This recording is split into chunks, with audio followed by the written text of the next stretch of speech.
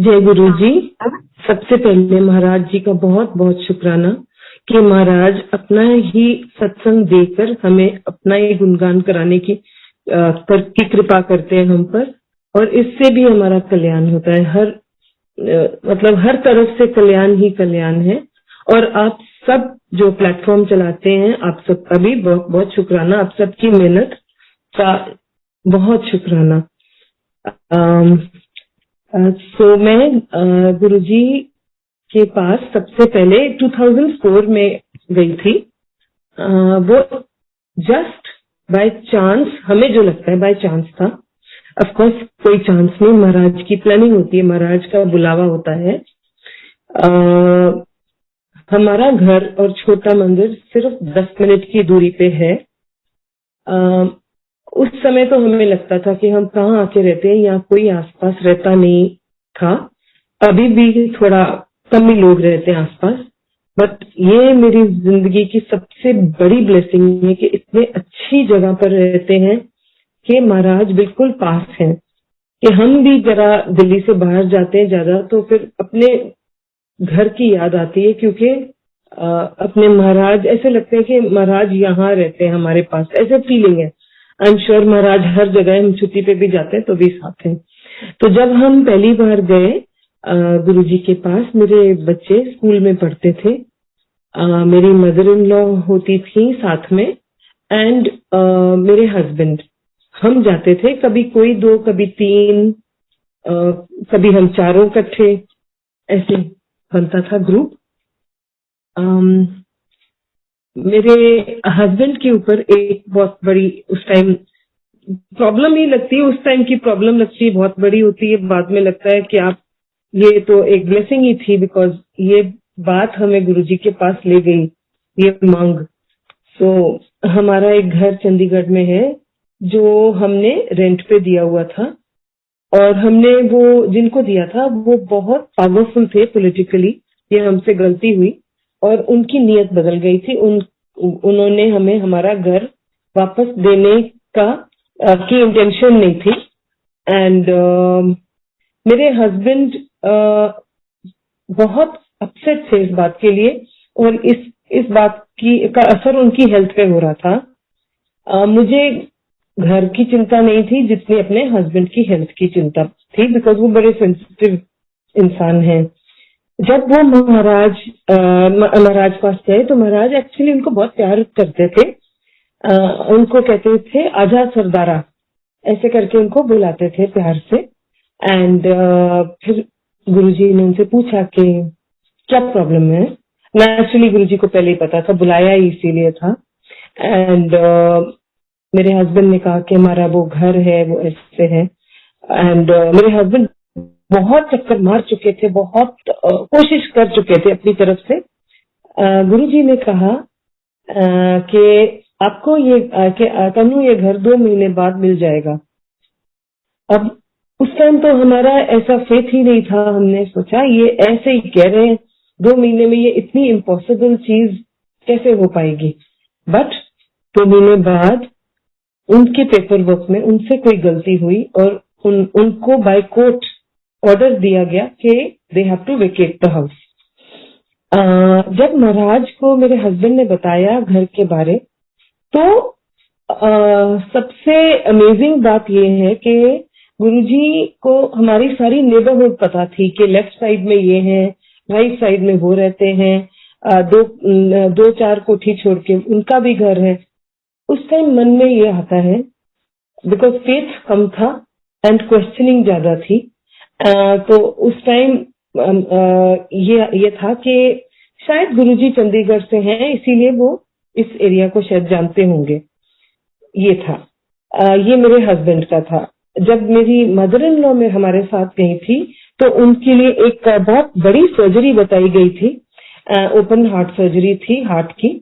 And उनका बिल्कुल मन नहीं था कि वो कराएं सर्जरी। तो उन्होंने जैसे शिकायत करते हैं वैसे गुरुजी को बोला कि ये सब, मतलब हमारी तरफ इशारा करके ये कहते मेरी सर्जरी करानी है। तो गुरुजी कहते कोई लोड नहीं। तो नेचुरली मेरी मदर इन लॉ बहुत खुश हुई। एंड गुरुजी की ये करनी ऐसी थी कि जब तक मेरी मदर इन लॉ अलाइव थी, गुरुजी ने उन्हें इतनी अच्छी फूलों की तरह हाथों में रख के उनको जैसे रखा था, एंड वो लास्ट मिनट तक हंसती खेलती गई हैं। उनको भी नहीं पता था कि ये मेरा लास्ट मोमेंट आ गया है। उनको इतनी भी तकलीफ नहीं होने दी महाराज ने। मेरे दोनों बेटे हमारे साथ जाते थे, स्कूल में पढ़ते थे। उन्होंने कुछ अपने मन में होगा, मांगा भी होगा या नहीं भी मांगा होगा, आई डोंट नो, बट ये है कि दोनों बच्चों को महाराज ने लंगर खिला के उन पे दृष्टि डाल के बहुत ब्लेस किया। मेरा छोटा बेटा पढ़ाई में एवरेज था, एंड मुझे इसकी थोड़ी पढ़ाई की चिंता रहती थी, लेकिन मुझे कहीं से कुछ समझ थी, महाराज ने डाली होगी, कि जब ये क्लास 10 में आया तो इसके बोर्ड से पहले मैं पाठ करती थी सुखमनी साहिब का, एंड मुझे नहीं पता था मैं जल बना रही हूँ गुरुजी का जल प्रसाद। मेरे पास एक कीचेन था जो मैं उस कप पानी के कप में डाल के पाठ करती थी, बाद में मैं उसको वो पिला देती थी। सो अब जब वो क्लास 10 के रिजल्ट्स आए, उस बच्चे ने बहुत अच्छे किया। क्लास 12 में और अच्छा किया, एंड अपने मनपसंद कॉलेज में उसको एडमिशन मिली। Throughout undergrad and postgrad उसको स्कॉलरशिप्स मिली। ये चीज मैंने अपने सपने में भी नहीं सोची थी कि ऐसे हो सकता है इस बच्चे के साथ। लास्ट में इसने इवन पीएचडी के लिए एनरोल किया, अपना थीसिस लिख लिया, लेकिन जब कोविड आया तो वो वापस आए हैं दोनों बच्चे। वो मैं बाद में ये बहुत बड़ी ब्लेसिंग बताऊंगी। सो महाराज की ब्लेसिंग ऐसी है कि एक एक पल आज तक हमें दिखती हैं। जब मैं गुरुजी महाराज के आगे मत्था टेकती थी तो महाराज हमेशा मुझे कहते थे, हमेशा तू ऐश कर। मैंने सोचा कि महाराज सबको तू ऐश कर कहते होंगे, तो मैंने इस बात को ज्यादा सीरियसली नहीं लिया, लेकिन आज मैं इस बात की मीनिंग समझती हूँ। बिकॉज जब मैं महाराज के पास जाती थी उन दिनों में मेरी लाइफ और आज की लाइफ में बहुत फर्क था, जमीन आसमान का फर्क था। एंड आई नेवर थॉट, मैंने कभी सपने में वाइल्डेस्ट ड्रीम्स में नहीं सोचा था कि मेरे दिन अच्छे दिन आएंगे ऐसे। एंड मैं महाराज से कुछ नहीं मांगती थी, इसलिए ये नहीं कि मुझे मंगो नहीं मनो वाली बात नहीं थी, क्योंकि मैं बहुत गुरु नानक देव जी एंड मेरे 10 गुरु गुरु गोविंद सिंह जी इनको मानती थी। इनके मैं सारा टाइम शब्द पाठ करती थी, एंड सारे सिख प्रेयर्स को सीखने की कोशिश करती थी, शब्द गुरबानी सुनती थी, और मेरी कनेक्शन बहुत स्ट्रांग था। और साइड बाय साइड मैं साईं बाबा को मानती थी। तो मैं ये सोचती थी, अगर मैं गुरु के पास जा के अलग अलग गुरुओं से मांगती रहूंगी तो ये ठीक नहीं होगा। इस कारण मैंने मांगा कुछ नहीं, बट ये नहीं पता था कि जो गुरुओं को मैं अलग समझती थी, ये गुरुजी ही सब कुछ एक ही गुरु है, बस यही है। सो अपने आप मैं ये भी बताऊंगी कि कैसे गुरुजी ने दिखाया मुझे, एक्चुअली विजुअल दिखाया कि कैसे सारे सब एक है। एंड आज तो मैं सिर्फ गुरुजी के पास आती हूँ, गुरुजी को मानती हूँ और गुरुजी से मांगती भी हूँ। कभी कभी मांग के फिर कहती हूँ नहीं महाराज मुझे मांगना नहीं चाहिए, बिकॉज आपको ज्यादा पता है कि मेरे लिए क्या ठीक है। सो सॉरी, मैंने ये मांगा मगर अब सॉरी नहीं मांगूंगी, ऐसे करके फिर मैं वापस ले लेती हूँ। सो उन दिनों में हम गुरुजी को जानने की कोशिश करते थे। सो बहुत कुछ देख रहे थे जिससे फेथ बनता था, एंड फिर थोड़ा डाउट भी चलता था माइंड में, एंड ये चल रहा था। सो ऐसे एक मैं आपको एक एग्जांपल देती हूँ। मेरे हस्बैंड के जो मैनेजर थे, उनका बेटा बहुत ज्यादा सीरियस हो गया था, उसके सारे नर्व्स, हाँ सारे नर्व्स डेड हो रहे थे पैरों के, फिर वो ऊपर ऊपर आ रहा था, नीज तक, फिर लेग्स तक, फिर नेक तक आ गया था, बिल्कुल उसके नर्व्स काम नहीं कर रहे थे। एंड वो जो उनका फादर था, मतलब जिनका जो बच्चे का फादर था, वो किसी भी भगवान में या गुरु में विश्वास नहीं करता था। लेकिन जब उन्होंने ये बच्चे को एडमिट किया हॉस्पिटल में, तो डॉक्टर्स ने बोला हमारे पास अब कोई इलाज नहीं है, बिकॉज जैसे ये चीज राइज कर रही है, तो ये जब तक इसके हेड तक चला जाएगा, देन इट इज ओवर, सब खत्म हो जाएगा। तो हॉस्पिटल के डॉक्टर ने, लेडी डॉक्टर थी, उन्होंने गुरुजी की एक छोटा सा स्वरूप दिया और उनको बोला कि आप ये पिलो के नीचे रख दो। अब वो कहता था मैं मानता तो नहीं था, पर मैंने किया, बिकॉज मैंने सोचा कि शायद चलो ये भी करके देखते हैं।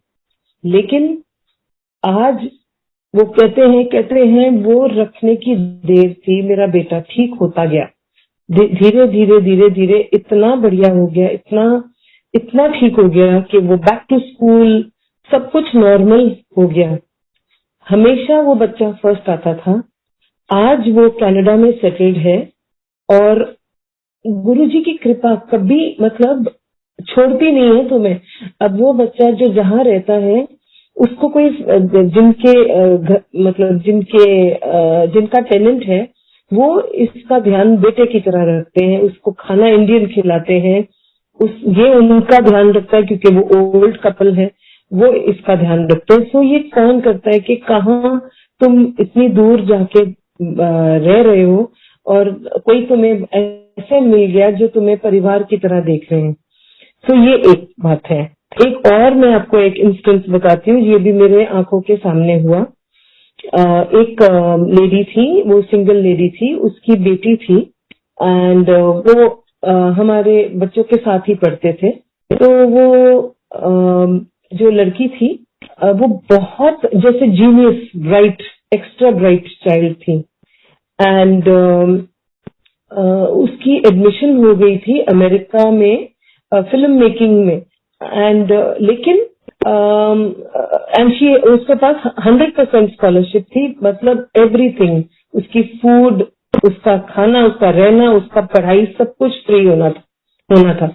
लेकिन ये लड़की एनोरेक्सिक थी, उसका वेट कुछ 45 kg था, एंड उन्होंने अमेरिका के उन्होंने लिख के दिया कि अगर ये इसका वेट 5 किलो नहीं बढ़ता तो हम इसको एडमिशन नहीं देंगे, बिकॉज हमारे बिल्स तो इसके हॉस्पिटल के बिल्स में, हमारे पैसे तो इसके हॉस्पिटल बिल्स में चले जाएंगे। तो मुझे पता था गुरुजी कि यहाँ पर सब कुछ मिलता है, ये मुझे पक्का पता था।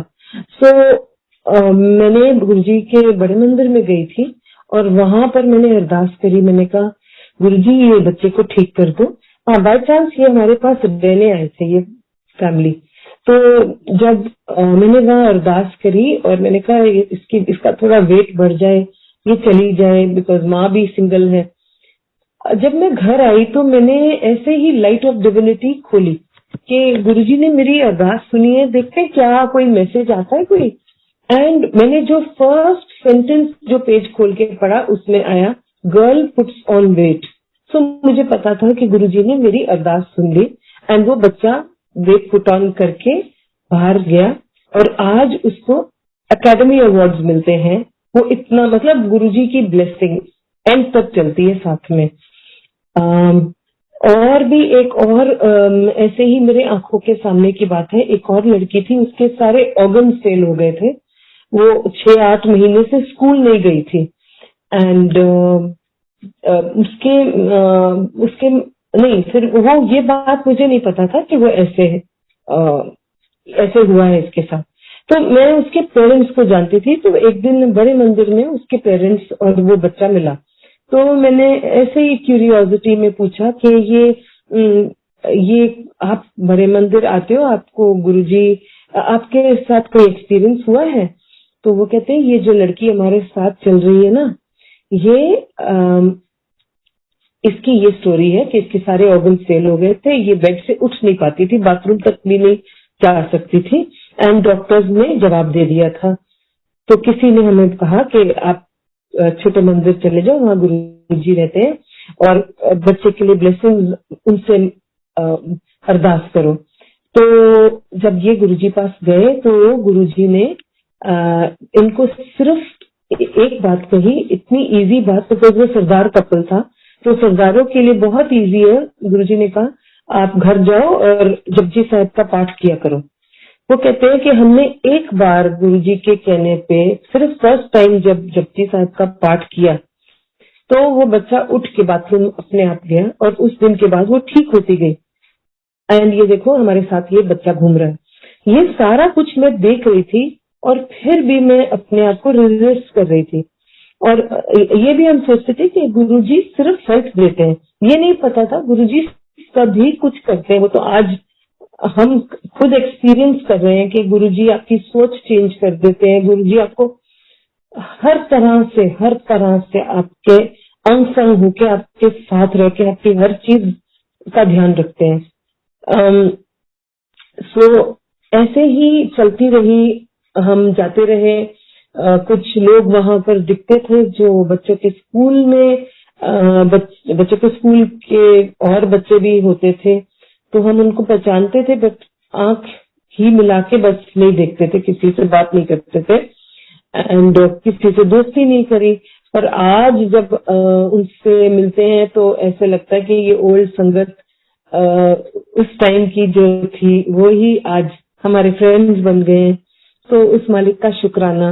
एंड गुरुजी जब छोटे मंदिर जाते थे, कभी कभी हम जल्दी चले जाते थे, तो गुरुजी अपने नॉर्मल कपड़ों में बैठते थे साइड बोर्ड के ऊपर, और हमसे ऐसे बात करते थे सबसे कैजुअली। इसीलिए शायद हमें नहीं पता लगा कि गुरुजी क्या है, बिकॉज वो इतने अप्रोचेबल थे और इतने फ्रेंडली थे। एंड जब महाराज बैठते थे अपने आसन पे तो फिर तो और ही बात थी।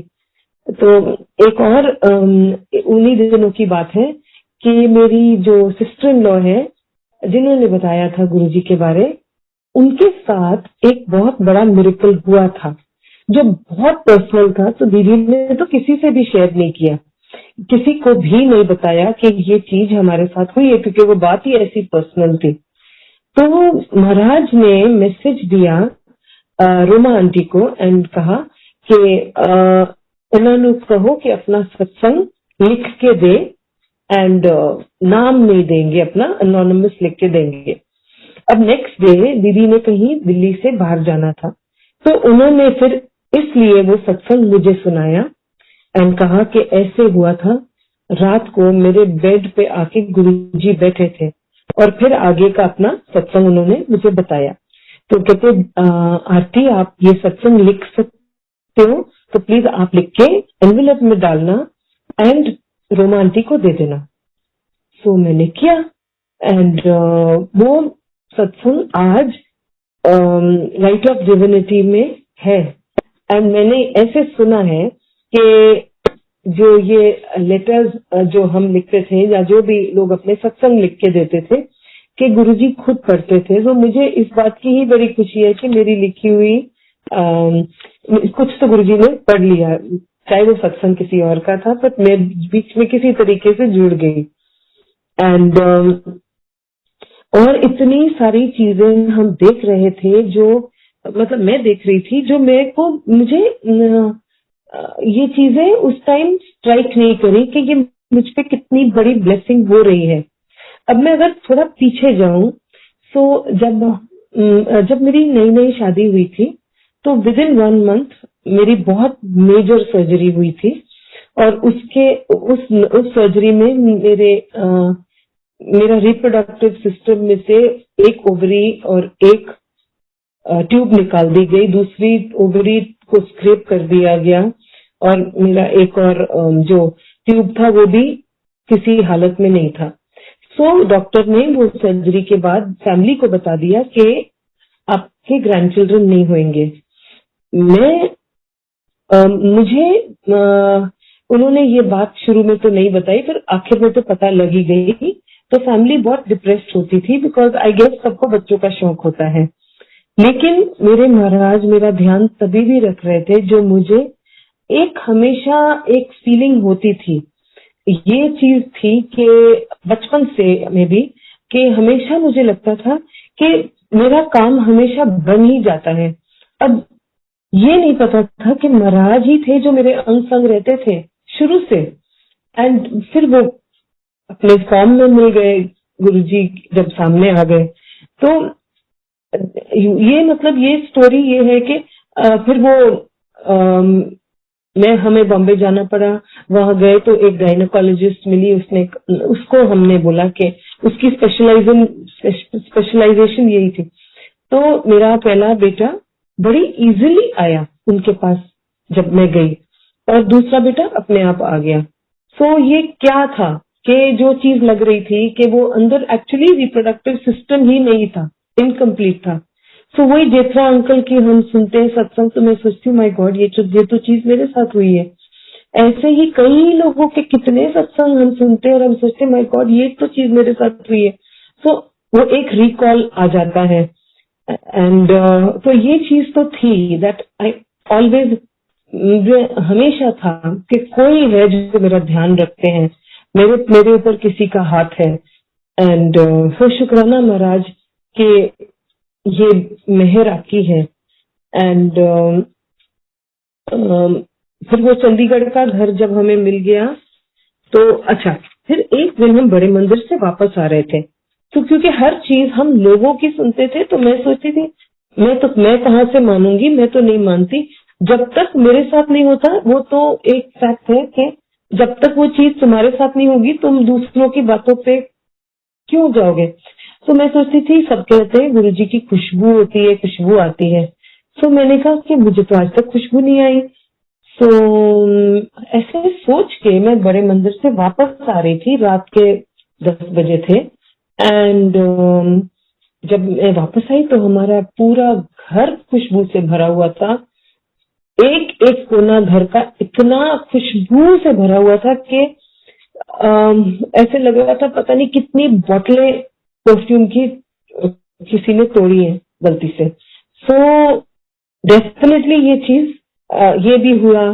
और महाराज की हमने जो जो बातें सुनी हुई हैं कि महाराज कि मतलब महाराज हाँ, एक बारी बड़े मंदिर गई थी, तो वहां पर जहाँ झूला है, झूले के पीछे जो शीशा है, वहां पर इतना क्लियर ब्लैक एंड व्हाइट गुरुजी की फोटो बन गई थी, जो सब देख रहे थे, सारे देख रहे थे और फोटोज भी ले रहे थे। तो ये भी देखा। देन गुरुजी के जो ये मंदिर में फूलों की भी सेवा मिली एक बारी।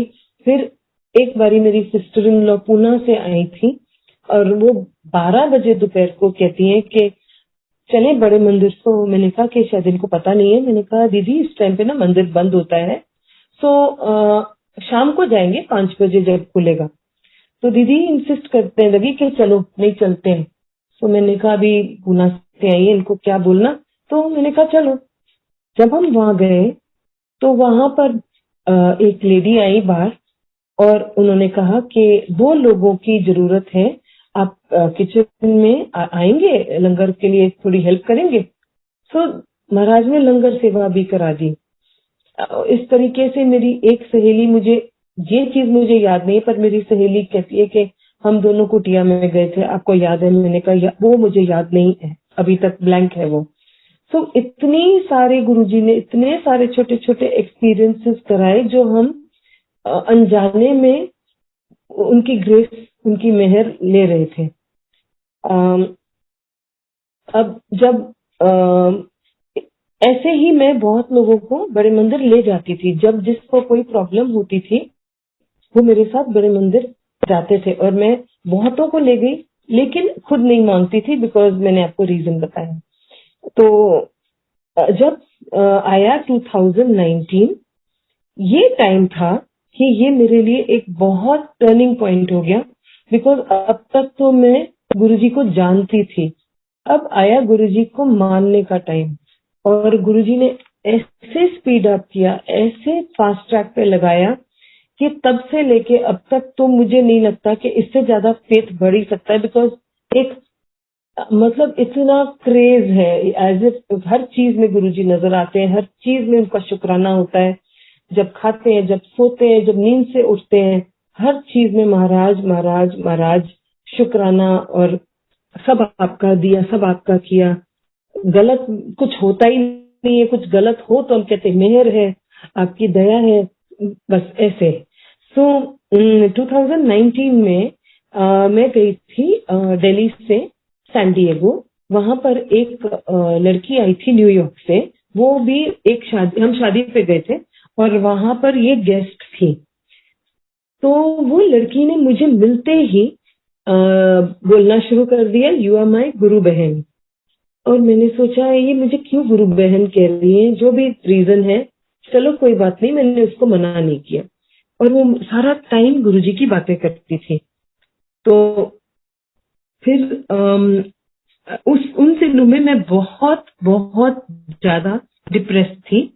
एक प्रॉब्लम आई थी जिसने मुझे बहुत हिला दिया था, और मुझे एक स्पिरिचुअल मास्टर की बहुत बहुत जरूरत थी, बहुत ज्यादा। एंड मुझे नहीं पता था कि वो तो स्पिरिचुअल मास्टर मेरे बिल्कुल सामने ही खड़े हैं। सो जब और मैं रात को सो नहीं पाती थी, बट मेरे लिए मेरी दवा यही थी कि मैं रात भर पाठ सुनती थी या शब्द गुरबानी सुनती थी, जो मैं कान में लगा के सुनती रहती थी। एंड मेरे को बड़ी अच्छी नींद आ जाती थी, और सुबह शादी होती थी और हम बिजी रहते थे। अब इन्हीं दिनों में सबसे फर्स्ट टाइम गुरुजी महाराज मेरे ड्रीम में आए, फर्स्ट टाइम। अब मुझे ये भी नहीं पता था कि ड्रीम दर्शन इतने इजीली नहीं आते, महाराज की मर्जी से आते। उस ड्रीम में महाराज ने मुझे लंगर प्रसाद बड़े प्यार से खिलाया। मैंने उस टाइम ये सोचा कि ये इतनी बातें करती है गुरुजी की, शायद इसलिए ये मेरी सबकॉन्शियस में ये बातें चल रही होंगी, और तभी गुरुजी मेरे ड्रीम में आए हैं। बट आई नो कि वो दवाई थी, नहीं तो मैं शायद कोई दवाई खानी पड़ती डिप्रेशन की। बट वो तो प्रॉब्लम ही ऐसे गायब हो गई, वो डिप्रेशन ही ऐसे गायब हो गया। यही मतलब ऑलरेडी गुरुजी की मेहर मुझे दिखनी शुरू हो गई। एंड उसके बाद हमारा थोड़ा लंबा प्रोग्राम था। उसके बाद जब मैं इंडिया में वापस आई तो वो ही जो इश्यूज चल रहे थे जिसके कारण मैं दुखी थी, वो ही इश्यूज वापस आ गए। वो एक स्पिरिचुअल रीजन था जिसके लिए मैं बहुत हिल गई थी। सो मेरे को ऑब्वियसली स्पिरिचुअल एंकर ही चाहिए था। जब मैं इंडिया में वापस आई, वही सवाल, वही बातें, वही चीजें हो रही थी। तो नो कोइंसिडेंस, गुरु महाराज जी मेरे ड्रीम में दोबारा आए, और इस बारी मैं बड़े मंदिर में बैठी हुई हूँ, एंड महाराज पीछे से आके अपना हाथ फेरते मेरे पीठ पे, जैसे कि कोई बड़े आपको रीअश्योरेंस दे रहे होते हैं। सो बहुत मेरे को महाराज ने बहुत बचाया उस समय नहीं, आज भी बचा रहे, बट आपके अपने डिफिकल्ट टाइम्स में ज्यादा याद रहती हैं बातें। एंड अब क्या हुआ कि जिस लड़की को मैं जो न्यूयॉर्क वाली लड़की थी, जो फ्रेंड थी, उसने मुझे व्हाट्सएप पे जूम के सत्संग भेजने शुरू कर दिए, सीमा आहूजा आंटी के प्लेटफॉर्म के। तो वो रोज एक सत्संग शेयरिंग में सुनती थी। एंड ऐसे ही जब मैं वो सत्संग सुन रही थी, तो मेरे को एक लड़की ने मैसेज किया ऑन द चैट कि आपके पास शिव पुराण है? तो मैंने कहा नहीं है। तो कहती अपना एड्रेस भेजो। तो मैंने एड्रेस भेज दिया। मैंने सोचा ये तो ऑस्ट्रेलिया बैठी है, ये कहाँ से भेजेगी। जब उसने शिव पुराण भेज दी और वो हिंदी की थी, सो मैं बहुत घबरा गई। मैंने कहा अब तो शिव पुराण घर आ गई है और मुझे तो पढ़नी पड़ेगी, बिकॉज ये मेरे को बेअदबी नहीं करनी। एंड नेक्स्ट डे जब मैं अगले दिन जब जूम प्लेटफॉर्म पे सुन रही थी, तो वो अंकल बता रहे थे, रोहित कपूर अंकल, वो बता रहे थे कि अब तो शिव पुराण पढ़नी बहुत आसान हो गई है, जिनको हिंदी पढ़ने में थोड़ी दिक्कत होती है, तो उनको सिर्फ यूट्यूब खोल के साथ साथ सुनते रहो और साथ साथ अपनी बुक खोल लो, एंड बहुत इजी हो गया। एंड वो दिन गया, मैंने शुरू कर दी ऐसे, ये तो गुरुजी का इशारा है। एंड अभी 3rd रीडिंग हो रही है। सो ये महाराज की करनी है, नहीं तो ये हम नहीं कर सकते। तो ये सब कुछ होने लगा जिससे मैं गुरुजी को समझने लगी और उनको बहुत मानने लगी। एंड तो उसके बाद ये आया मंथ ऑफ जून। जून में मेरे को शायद मैं मंथ में कोई गलती कर रही हूँ, बट मैं एक दिन रात को मैं सो रही थी और परफेक्टली नॉर्मल डिनर खाया और सो गए। जब सो गए तो मेरे को आधी रात में इतनी ज्यादा पसीना from head to toe. And मैंने सोचा ये मुझे क्या हो रहा है, ये मेरे को इतनी पसीना क्यों आ रहा है, मैं तो बिल्कुल ही समझ नहीं पाई। लेकिन महाराज मेरे ड्रीम में आए एंड महाराज ने कहा मैं तेरा ऑपरेशन कर देता। सो फिर मैं जब सुबह उठी तो मुझे बहुत ज्यादा चक्कर आने लगे, मैं अपना सिर नहीं उठा पा रही थी। एंड मैंने अपना बीपी शुगर चेक करवाया, सब ठीक था। एंड ये नहीं पता आज तक कि गुरुजी ने कौन सा कष्ट है जो उस दिन ड्रीम में ही निकाल दिया। दोपहर को जब हुई तो भी मेरी तबीयत बिल्कुल ठीक नहीं थी, तो मैंने फैमिली को यही बोल दिया कि मैं आज खाना नहीं खा पाऊंगी आप लोग के साथ, तो मैं थोड़ी देर सो जाती हूँ। जब मैंने ये किया तो मैंने अपने कान में सुखमनी साहब का पाठ लगाया और वो पाठ लगा के वो अपने आप पाठ 2 बारी बज गया। 2.5 घंटे बाद जब मैं उठी तो मैं बिल्कुल नॉर्मल थी, जैसे कि मुझे कुछ हुआ ही नहीं था। तो महाराज ने कौन सा कष्ट को 0 कर दिया ये नहीं पता। सो इसी तरीके बात आगे निकलती गई। एंड जब आया आई थिंक अक्टूबर, तो मेरे हस्बैंड को कोविड हो गया था। एंड वो वाला जो कोविड अभी वो नया आया था ना, तो इनके एक बहुत क्लोज फ्रेंड की डेथ भी हो गई थी। एंड बहुत इनकी भी तबीयत ठीक नहीं थी। हमें नहीं पता था कि ये इतनी सीरियस बात है, बिकॉज इनका फीवर और इनका क्या कहते हैं ऑक्सीजन ठीक ही था। सो शाम को जब इनका हमने वो चेस्ट की ये एक्सरे कराई और रात को 10:30 बजे वो रिपोर्ट आई। जब वो रिपोर्ट आई तो काफी लेट था, तो डॉक्टर को क्या दिखाना था, तो मेरी सिस्टर इन लॉ की फ्रेंड की पूरी फैमिली में कोविड आ चुका था, तो और ठीक हो चुके थे, तो उनको रिपोर्ट्स की समझ थी। उन्होंने कहा ये रिपोर्ट्स मुझे भेज दो, तो हमने फोन पे भेज दी। तो जब भेजी तो वो कहते हैं इमीडिएटली अभी के अभी इनको हॉस्पिटल ले जाओ, इनको रात घर में मत रखो। सो अब कहाँ पर भेजे, बिकॉज हम तो किसी को भी नहीं जानते और सारे हॉस्पिटल फुल थे। सो अब यही बात होती है कि जब महाराज होते हैं ना, तो आपको किसी चीज की आप बेफिक्र हो जाते हो। बेफिक्र उस टाइम तो नहीं थे, मगर महाराज दिखाते हैं कि मैं हूँ। सो मेरे बेटे ने किसी की हेल्प करी हुई थी, अपने दोस्त की 3 महीने पहले, और उस दोस्त ने कहा था कि मैं हॉस्पिटल में अगर कोई कभी भी जरूरत हो किसी भी तरीके की तो मैं हेल्प कर सकता हूँ। तो मैंने उसको बोला बेटा फोन करो उसको, तो वो कहता मामा मैं कर चुका हूँ, एंड वो एम्बुलेंस आ रही है आधे घंटे में एंड रूम तैयार हो रहा है। अब उन्होंने हमें क्या रूम दिलाया, VIP रूम, नो शेयरिंग, जहां किसी हॉस्पिटल में कोई भी रूम नहीं था। अब ये कौन किया, ये नाम तो उनका है कि उन्होंने किया, मैं तो कहती हूँ करते सिर्फ एक है, उनके हाथ बहुत सारे हैं। सो जब हम वहां गए हॉस्पिटल में तो सबको खबर उन्होंने दे दी थी कि आरती सिंह जी आएंगे, इनको रोकना नहीं है कहीं, बिल्कुल इनका बहुत बहुत ध्यान रखना। और मुझे फोन नंबर्स दे दिए गए कि आपको अगर कोई भी हेल्प चाहिए हो आधी रात में भी फोन कर सकते हो इनको। जब डॉक्टर हमें सुबह मिला तो डॉक्टर ने कहा कि ही आपने तो बहुत अच्छा किया जो आप इनको रात को ले आए, इनकी हालत काफी खराब है, अंदर दिखने में ठीक है मगर अंदर इनकी लंग्स की हालत खराब है। चलो हमने कहा शुक्र है ये हॉस्पिटल पहुंच गए। रूम का जो टोटल नंबर था वो भी 7 था एंड बहुत इंडिकेशंस थी कि ये महाराज की करनी है, बहुत सारी इंडिकेशंस दिख रही थी। अब 3 दिन के बाद डॉक्टर खुद ही घबराया हुआ था। डॉक्टर कहते हैं कि ये ना आपके जो हस्बैंड है इनको जो हमने एंटीबायोटिक दी है ये काम नहीं दे रही, ये काम नहीं कर रही, तो हमें दवाई चेंज करनी पड़ेगी क्योंकि इनके पैचेस बढ़ गए हैं अंदर। सो नेचुरली हम भी वरिड तो हो गए। तो मैंने दीदी को फोन किया एंड मेरे हस्बैंड की सिस्टर कहती है कि आपके पास जल प्रसाद है। मैंने कहा हाँ, वो रोज पीते हैं। कहती है गुरुजी का पेंडेंट है, कहते हैं। मैंने कहा हाँ। अब आप बताओ, दीदी ने इतनी छोटी सी एक बात हमें सिखाई।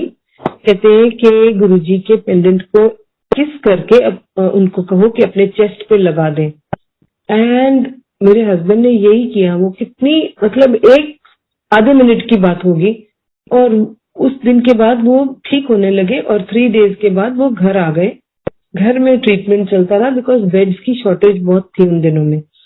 मुझे भी कोविड हुआ अपने हस्बैंड से, बट मैंने गुरुजी के आगे यही अरदास की कि सब लोग डरे हुए हैं, जितना स्टाफ है, जो नर्स हस्बैंड के लिए रखे थे, वो वार्ड बॉय जो भी था वो भी काम नहीं कर रहा था, सब डर रहे थे। तो मैंने कहा गुरुजी मुझे ठीक रखना, मुझे ज्यादा मतलब बीमार मत होने देना, मैंने इनका ध्यान रखना है। एंड महाराज ने यही किया। मुझे सिर्फ बुखार आया एंड नोज की जो स्मेल चली गई, बाकी मेरे को कुछ भी नहीं हुआ और मेरा कोविड आया और गया और मुझे कोई ऐसी जरूरत नहीं और मैं अपने हस्बैंड का पूरा ध्यान रख पाई।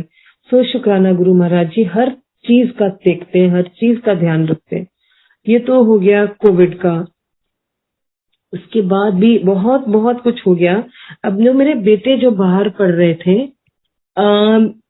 वो आना नहीं चाहते थे इंडिया। ये बहुत मेरे लिए बहुत बड़ा सत्संग है। मेरे हस्बैंड और मैं आज तक बहुत शुक्राना करते हैं। सो जब बच्चे आए तो उन्होंने यही सोचा कि हम तो वापस जा रहे हैं, हमें तो इंडिया का वर्किंग कल्चर नहीं पसंद। अब जो बड़ा बेटा था वो फ्रांस में काम कर रहा था, पेरिस में। तो वो कहता था वहाँ का वर्क कल्चर कितना बढ़िया है, मैं 1 साल से वहाँ काम कर रहा हूँ, मैं तो इंडिया नहीं आऊंगा, मैं वही करूंगा। पर कोविड में वो आया और उसको ऑफिस बोर हो रहा था तो ऑफिस जाना शुरू कर दिया। छोटा बेटा को यूके में वहां पर लॉकडाउन शुरू हो गया एंड उन्होंने फ्लाइट्स आना जाना बंद करा दिया। तो जब वो इंडिया आया तो वो लॉकडाउन एक्सटेंड होता गया, 3 बारी होता गया। अब उसका सामान वहीं रह गया। वो 1 महीने के हिसाब से आया था इंडिया।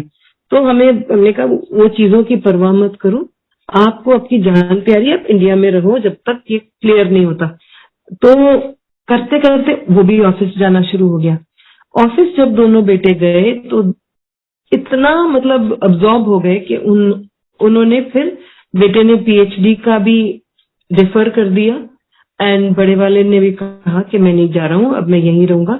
और दोनों बेटे आज की डेट में बिल्कुल बहुत पैशनेटली बिजनेस को संभालते हैं।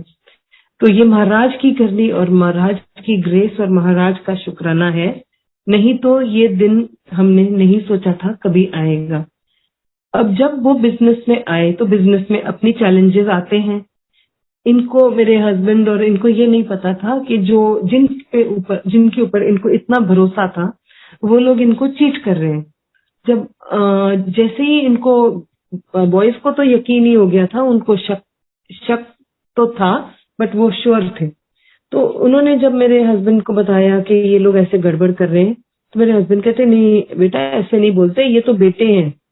तो मेरे बेटे ने कहा कि मैं आपको प्रूव करके दिखाऊंगा। सो उनके फोन और उनका लैपटॉप मेरे बेटे ने ले लिया और बोला मुझे पासवर्ड दो। जब उनका पासवर्ड मिला तो उनकी सारी चैट्स नजर आ गई, सारा कुछ खुल गया कि वो कितनी ज्यादा मतलब कंपनी को ड्रेन कर रहे थे और ये कंपनी बिल्कुल खत्म हो जानी थी अगर ये बच्चे ना आते तो। सो इन्होंने इस बात को संभाला एंड फिर न्यू अकाउंट्स के लोग रखे सारे। फिर उसके बाद इन्होंने ड्राइवर्स चेंज करे सारे, बिकॉज हमारा ट्रांसपोर्ट का काम है और ड्राइवर्स के ऊपर ही सब कुछ डिपेंडेंट है। अब वो भी अगर चोरी करने लगे तो वहां भी गड़बड़ होती है।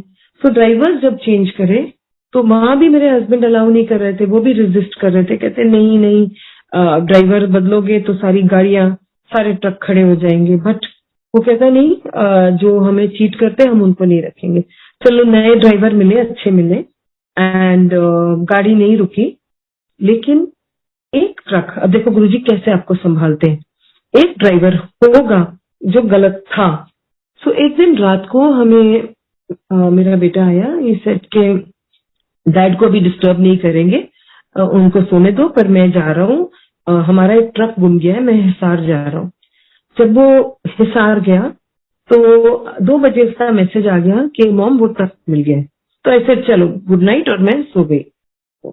सुबह जब हम उठे तो ये पता लगा कि वो ट्रक को उन्होंने बंद कर दिया बिकॉज वो ट्रक में ड्रग्स थे।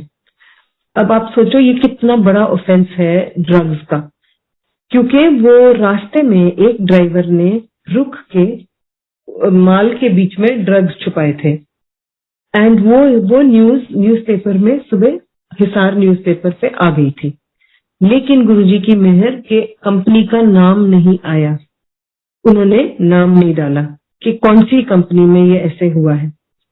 अब मेरे हस्बैंड जब नींद से उठे और उनको ये बात पता लगी तो वो तो बहुत अपसेट हो गए। कहते हैं कि मेरी जो पूरी 40 साल की हमारी जो रेपुटेशन है ये तो बिल्कुल मिट्टी में डाल दी, अब हम सब जेल जाएंगे, अब तो ये होगा। Very upset. और मैं बोल रही हूँ, और उस टाइम तो मेरा फेथ इतना ही बढ़ चुका था, मुझे पता था महाराज देख रहे हैं, महाराज जब देखते हैं तो कुछ ऐसी बात ही नहीं हो सकते। तो मैं कहती थी आप नेगेटिव मत बोलो, आप अच्छी सोच सोचो, सब ठीक हो जाएगा। तो मेरे हस्बैंड कहते सब ठीक हो जाएगा, तुम्हारे को तो एक ही डायलॉग आता है, सब ठीक हो जाएगा। लेकिन आप कृपा देखो, जिस ड्राइवर ने ये गड़बड़ करी थी उसने एडमिट कर लिया कि हाँ मैंने भरे थे, मैंने डाला था ये ट्रक में, एंड उसकी प्रीवियस हिस्ट्री भी यही थी कि ये गलत काम पहले कर चुका था। अब जिसका माल था ट्रक में वो महंगा था और वो भी गुरुजी की संगत। सो महाराज ने उनकी भी लाज रखी, हमारी भी लाज रखी, हमें हमारा ट्रक मिला, उन्हें उनका माल मिला और किसी को कोई प्रॉब्लम नहीं हुई। एंड ऑफ कोर्स जो ड्राइवर ने गड़बड़ करी वो अभी भी जेल में ही है। सो महाराज बहुत बचाते हैं एंड महाराज उसको भी बचाए जिसने ये गलती करी, बिकॉज एटलीस्ट उसने एक अच्छा काम कर दिया कि उसने हमें फंसाने से बचा लिया। एंड ऐसे ही मेरा सत्संग मेरे को बहुत क्लोज टू माय हार्ट है। मेरी जब ग्रैंड डॉटर पैदा हुई थी, अभी ये 2 साल की हो जाएगी थोड़े 6 महीने में, तो जब ये 1 महीने की थी तो ये बहुत 1 महीने की थी तो ये बहुत हाई बिलीरुबिन इसको वो हो गया था, जॉन्डिस। एंड ये जॉन्डिस वो नहीं है जो बेबीज जिनको पैदा होते जॉन्डिस होता है, वो जॉन्डिस जल्दी से क्लियर हो जाता है। ये वो जॉन्डिस था जब बेबी अब्सॉर्ब करते हैं, बिकॉज मदर ने एंटीबायोटिक खानी पड़ी। वो एंटीबायोटिक जब माँ ने खाई तो वो बेबी के लिवर ने अब्सॉर्ब करी एंड वो इतनी ज्यादा पीली हो गई जैसे कोई हल्दी का बच्चा बना होता है। एंड उसको देख के मुझे बहुत घबराहट होती थी एंड उसका बिलीरुबिन इतना हाई था कि बहुत ही हाई था। तो मैंने जर्मनी से, फिर मैं वहां जर्मनी गई थी तो वहां से फोन किया इंडिया में, एक बहुत अच्छी संगत है जिनकी मैंने गाइडेंस लेनी थी। मैंने कहा आप बताइए कि मैं कैसे गुरुजी की मेहर को कैसे कृपा लूं। तो वो कहती है मैं आपको एक प्लेलिस्ट भेजती हूँ, आप गुरुजी के साथ बैठो, संगत करो। तो मैंने कहा यहाँ पर मैं हूं ना, मैं तो मेरे पास न दिया है न अगरबत्ती है। कहते बस संगत करो, अकेले गुरुजी के साथ बैठ के, ये दिया अगरबत्ती नहीं हो तो कोई बात नहीं। तो मैंने चाय प्रसाद, नमक, ये नमकीन एंड मीठे बिस्किट एंड फ्रूट्स गुरुजी के आगे रखे और वो प्लेलिस्ट लगाई। और मैं वो दिन जिस जिस तरीके से मेरा कनेक्शन गुरुजी के साथ हुआ शायद कभी भी ना होगा, इतना स्ट्रांग था। अब हाफ वे जब वो प्लेलिस्ट पहुंची तो गुरुजी का स्वरूप में गुरुजी बिल्कुल येलो हो गए। सो मुझे ऐसे लगा कि ये मैं देख रही हूँ, शायद ये रियल नहीं है, ये मतलब ये सिर्फ मेरी आंखों का कंफ्यूजन है। देन क्या हुआ कि जब फोन में, बिकॉज मैंने एक स्वरूप फोन पे खोला हुआ था, तो फोन में जब मैं गुरुजी को देख रही थी तो ऊपर एक नोटिफिकेशन आया ट्विटर का, Air Marshal Anil Chopra goes to Ladakh. तो ये कोई वैसी टाइप की न्यूज थी, पॉलिटिकल टाइप। तो मैंने अपने माइंड में सोचा एक एयर मार्शल अनिल चोपड़ा संगत भी है, तो मैंने कहा कभी मैंने इनका सत्संग नहीं सुना, ये सुनना चाहिए। तो मैंने कहा चलो आफ्टर ये सत्संग जब हो जाएगा ना गुरुजी के साथ तो फिर मैं वो सुनूंगी क्या है इनका। अब ये गुरुजी ही दिखा रहे थे, वो ही इशारा कर रहे थे। तो उसके बाद क्या हुआ कि उसके बाद जब प्लेलिस्ट खत्म हुई तो गुरुजी की जो येलो फेस था वो वापस पिंक हो गया। तब मैं समझ गई कि महाराज ने कष्ट बच्चे का ले लिया, हटा दिया। एंड जब मैंने वो प्लेलिस्ट के बाद जब अनिल चोपड़ा जी का सुना सत्संग, तो जैसे गुरुजी मुझे बात करके दिखा रहे थे, उन्होंने वो एक छोटा सा सत्संग था, सिर्फ 12 मिनट का मैंने खोला, तो उसमें वो एयर मार्शल अनिल चोपड़ा जी कह रहे थे कि मुझे बहुत हाई बेली रिबन था कि मेरी जान भी जाने वाली थी और मेरी नौकरी भी जाने वाली थी, और मैंने सारे उपाय करके देख लिए थे, सब डॉक्टर घूम लिए थे। फिर किसी ने कहा गुरुजी पास आ जाओ, और उन्होंने जब मत्था टेका गुरुजी के आगे तो गुरुजी ने कहा जा तेनू ठीक कर देता। तो मुझे मेरा आंसर भी दे दिया गुरुजी ने। एंड वो अनिल चोपड़ा जी बिल्कुल ठीक हो गए। वो भी बहुत प्यारा सत्संग है कि 2 दिन बाद उन्होंने कहा कि फिर करा, फिर उन्होंने कहा फिर तो 0 हो जाएगा, कहते नो 3, और वो 3 था वो उनका। सो बेबी जब उस दिन जा रही थी डॉक्टर के पास, उसका वो बहुत ये स्ट्रेसफुल होता था वेन्स बच्चे की ढूंढ के उसका ब्लड टेस्ट करना। सो हम तो नहीं जाते थे बिकॉज वहां पर पेरेंट्स ही जाते हैं। तो उस दिन बच्चे बहुत वापस आए तो खुश थे। जैसे उन्होंने कहा कि हमें डॉक्टर ने बोला आज आपका ब्लड टेस्ट बच्चे का नहीं करेंगे, वो बेटर लग रही है। और वो दिन के बाद वो बेबी बेटर ही होती गई, बिकॉज दवाई तो बच्चों को खिलाते नहीं है, एंड वो ऐसे ही ठीक हो गई गुरुजी के मेहर और रहम से। सो ये था। एंड अभी मैं एक बहुत रिसेंट बहुत प्यारी बात बताती हूँ, सत्संग है ये। हमें एक इनविटेशन था एक शादी का, जो था सिसवा में। सिसवा है चंडीगढ़ के हिमाचल के पास। तो हम जा रहे थे तो वो शादी पे, तो ऐसे ही मेरे बेटे और मेरे हस्बैंड की कॉन्वर्सेशन चल रही थी, क्योंकि मेरा बेटा और उसका परिवार वो चंडीगढ़ जा रहे थे हॉलिडे के लिए, और हम भी जा रहे थे। तो उन्होंने पूछा, बेटे ने पूछा मेरे हस्बैंड को कि आप कहाँ रह रहे हो। तो मेरे हस्बैंड ने कहा हम बद्दी रहेंगे। तो बेटा कहता है क्या बद्दी भी कोई जगह है, आप कहाँ जा रहे हो रहने, हमारे पास आ जाओ, हम यहाँ रह रहे हैं। तो मैं ये बात सुन रही थी, तो मैंने कहा नहीं नहीं नहीं, मुझे बद्दी जाना है, मुझे तो बद्दी जाना है, मैं तो बद्दी में ही रहूंगी जाके। तो मेरा बेटा कहता है मम्मा आपको बद्दी पता भी है क्या है, आप क्या बोल रहे हो बद्दी जाना है बद्दी जाना है। तो फिर वो समझ गया, ही सर मम्मा कोई स्पिरिचुअल रीजन होएगा, आप तो फिर ऐसे ही हो ना कि आपको तो वही चीजें समझ आती हैं। तो एनीवे, तो आप देखो कि जहां जिस होटल में हम रह रहे थे लेमन ट्री, वो बिल्कुल वॉकिंग डिस्टेंस था बद्दी मंदिर से। एंड ये गुरुजी का बुलावा ही था। एंड मैंने पंकज गौतम अंकल से कांटेक्ट करके सब फिक्स कर दिया। मैं मन मन में गुरुजी को कह रही हूँ कि महाराज पहुंचा देना, अब आपने इतनी होप दिखा दी, इतना रास्ता खोल के मतलब सामने कर दिया कि बद्री मंदिर भी है, तो ये होना हो कि हम पहुंचते पहुंचते लेट हो जाए और मैं मिस कर दूं। बट ऐसे कुछ नहीं हुआ, बिल्कुल सही टाइम पे हाँ, मैं बद्री मंदिर में पहुंच गई। वहां पर बहुत प्यारे जो बच्चे हैं जो वहाँ ये डेंटल कॉलेज में पढ़ते हैं, और जो वहाँ के स्टाफ है वो ही मंदिर को मैनेज करता है।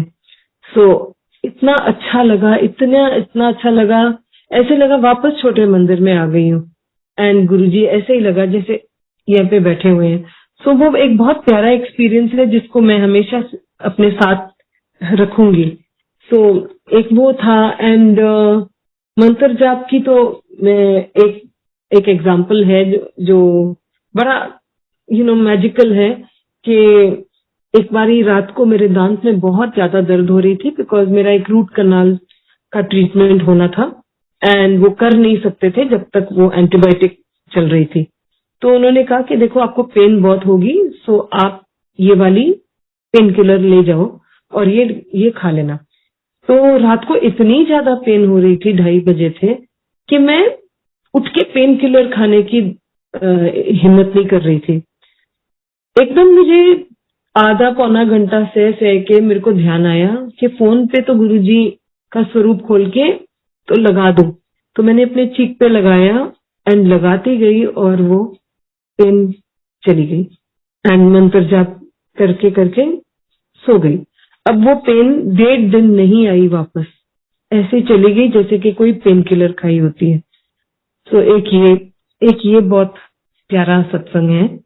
एक और सत्संग ये है, बिकॉज आई नो के टाइम खत्म हो रहा है, तभी मैं छोटे छोटे वाले अभी बताऊंगी। ये था कि मेरे हस्बैंड और हम बच्चों को मिलने गए थे एंड हम ट्रेन में थे, हम स्विट्जरलैंड में थे।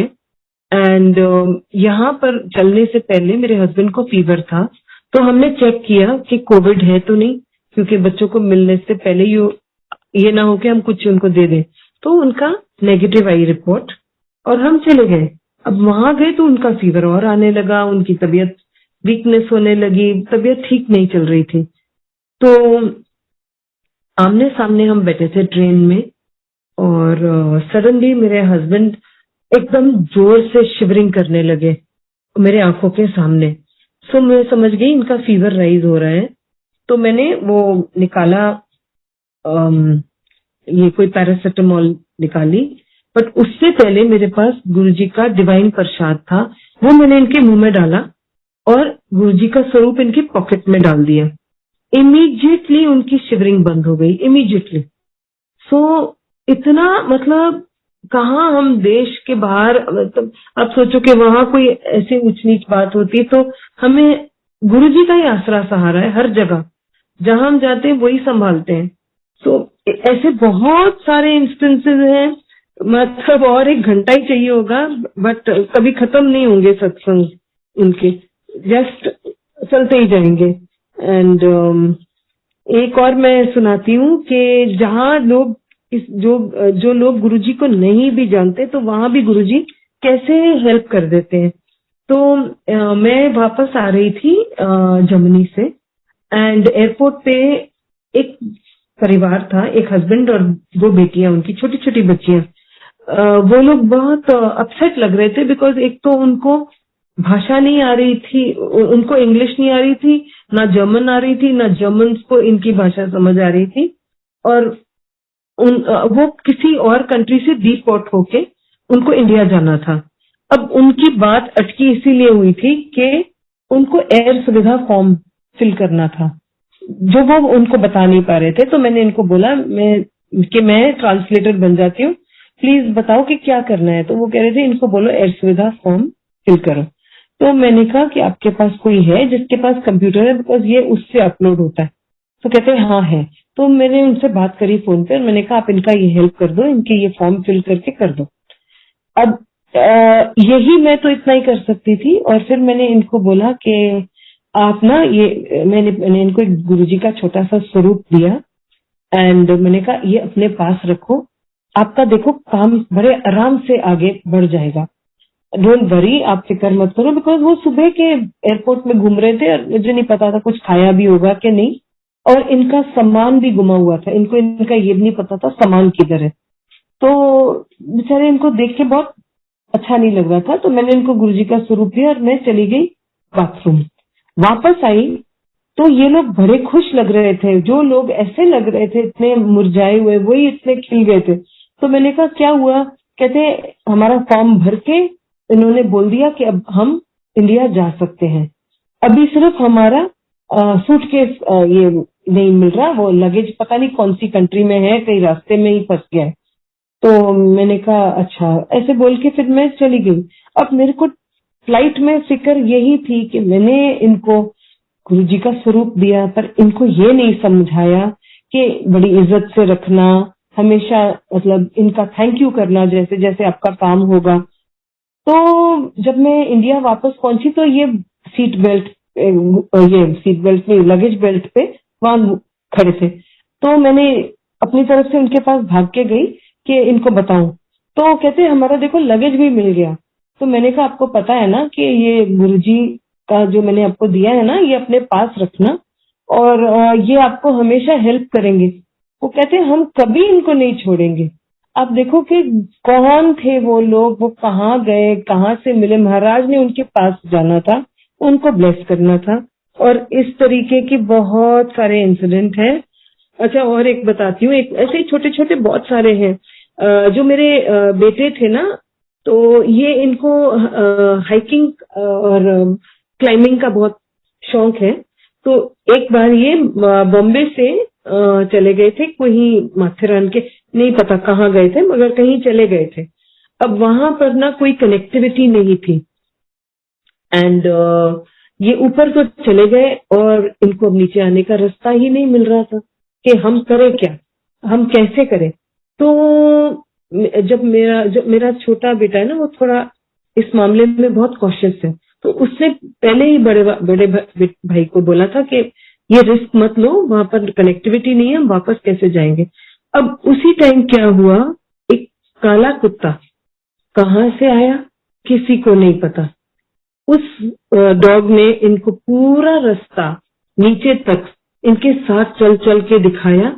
ये नीचे आए और उसके बाद वो चला गया। अब मेरे को बाद में अमिताभ शास्त्री अंकल जी बताते हैं कि जो ब्लैक डॉग होते हैं, ये गुरुजी के परमर्थ गण होते हैं। तो ये आ जाते हैं और ये हेल्प करते हैं इसीलिए। तो मेरे को सुन के इतना अच्छा लगा कि जिस चीज को हम कितने कल्याण कर जाते हैं बिना हमारे जाने, बिना हमारे पता हुए महाराज मेहर करते जाते हैं। और ऐसे ही मैंने एक बारी महाराज से थोड़े एक साल पहले शायद अरदास करी कि महाराज बड़े पुराने संगत है जो जिन्होंने गुरुजी के साथ बहुत टाइम स्पेंड किया है, ऐसे लोगों से बस मिलने का दिल करता है। वो दिन गया, उसके बाद कहीं बड़े मंदिर में, कहीं सत्संग पे, कहीं कहीं इतने पुरानी संगत मिलती है और उनसे इतने प्यार से बातें होती हैं। इनफैक्ट एक दो आंटियां तो ऐसी हैं कि वो कहती हैं कि आप तो जब फोन कर, आपका जब दिल करता है आप फोन करो, आप हमें अपनी मम्मी समझो, और जो बातें जो आपके दिल में हो आप बात किया करो। ऐसे बातें होती है, ऐसे बात करती है। अब बात आई मम्मी से, तो मेरी लास्ट ईयर मेरी मम्मी की डेथ हुई थी, बट उसके पहले बहुत मतलब गुरुजी की बहुत मेहर हुई कि महाराज ने मुझे और मेरी बहन को वहां बुलवा लिया। बॉम्बे में रहती हैं थी, तो हम ध्यान रखते थे, तो हम बारी बारी करते थे। तो जब मैं जाती थी तो देखो, जब कोई बीमार होता है ना, तो जो उसका कोई ध्यान रखता है तो उस पे भी वो भी हिल जाता है बहुत। तो मेरी मम्मी जब रोती थी दर्द से या जो भी, तो मेरे को जब वो नहीं भी रोती थी तो मुझे लगता था वो रो रही है, तो मैं उठती थी, रात को बार बार उठती थी, मुझे ऐसे लगता था आवाज दे रही है, आवाज दे रही है। कोई भी नहीं होता था, वो तो सो रही होती थी, बट वो मेरे दिमाग में वो एक बात बन गई थी। सो मैं बीच बीच में उनको कहती थी अब आप आ जाओ बॉम्बे, फिर मैं दिल्ली आ जाती थी ऐसे। तो एक ट्रिप में मैं दिल्ली आई और मेरी सिस्टर इन लॉ पूना से आई हुई थी। सो मेरी जब सिस्टर इन लॉ आई तो वो कहती है कि चलो बड़े मंदिर, वो मंडे था तो मैंने कहा चलो चलो। हम गए मंदिर में, हमें बहुत अच्छे से जैसे मिलता है प्रसाद, और फिर उसके बाद किसी के घर में सत्संग था तो फिर हमें गुरुजी का लंगर मिला। फिर उसके बाद दीदी कहती है चलो फिर से बड़े मंदिर। मैंने कहा दीदी आप सुबह तो हुआ है, अभी 8 बज गए हैं, फिर से जाना है बड़े मंदिर? कहती है हाँ। सो उस दिन महाराज ने 3 बारी जो भी खाया, हमने सिर्फ महाराज का दिया प्रसाद खाया। अब मैं समझ गई कि गुरुजी कोई चीज के लिए ब्लेस कर रहे हैं, जो इतना प्रसाद खिला रहे हैं, शायद वो मुझे हिम्मत और ताकत दे रहे थे। साथ में क्या हुआ कि मेरे को बड़े मंदिर में जल प्रसाद मिला। जब जल प्रसाद मिला तो, और छोटे मंदिर में सुधा आंटी ने हमें डिवाइन प्रसाद दिया। अब ये 2 चीजें मेरे हाथ में आई और अगले दिन मैं बॉम्बे वापस चली गई, क्योंकि पता लग गया कि उनकी तबीयत फिर ठीक नहीं है। शायद मेरे को गुरुजी ने इसलिए वापस बुलाया कि उनके लिए ये ले जाओ, और मैंने इनके मुंह में जल प्रसाद एंड डिवाइन प्रसाद डाला। उसके बाद वो आईसीयू में गए, वहां पर हम ये सब नहीं कर सकते थे, और उसके बाद महाराज ने मेरी मम्मी को अपने पास बुला लिया। बट मैं कहती हूँ ये इतनी बड़ी मेहर करी उन्होंने, बिकॉज डॉक्टर कहते थे अगर, मतलब ये हम कह नहीं सकते कि ये कितनी देर ऐसे लटक जाएंगे, 2 हफ्ते, 2 दिन, 2 महीने, 2 साल की कितनी देर। एंड मैं यही करती थी अरदास गुरुजी से कि गुरुजी ऐसी कंडीशन में तड़फने मत दो, इससे अच्छा तो आप इनको प्लीज अपने पास बुला लो। और महाराज ने बहुत दया करी कि उनकी सफरिंग एकदम कट शॉर्ट हो गई। एंड बस ऐसे ही बहुत बहुत मेहर करते हैं, लाइफ देते हैं, जहाँ लाइफ लेनी होती है वहां लेते हैं, और हर तरीके से बचाते रहते हैं, संभालते रहते हैं हर एक को। बस अंकल मेरे को अभी इस टाइम आई थिंक गुरुजी चाहते होंगे, सो ब्लैंक हो गया फिर से। जय गुरुजी।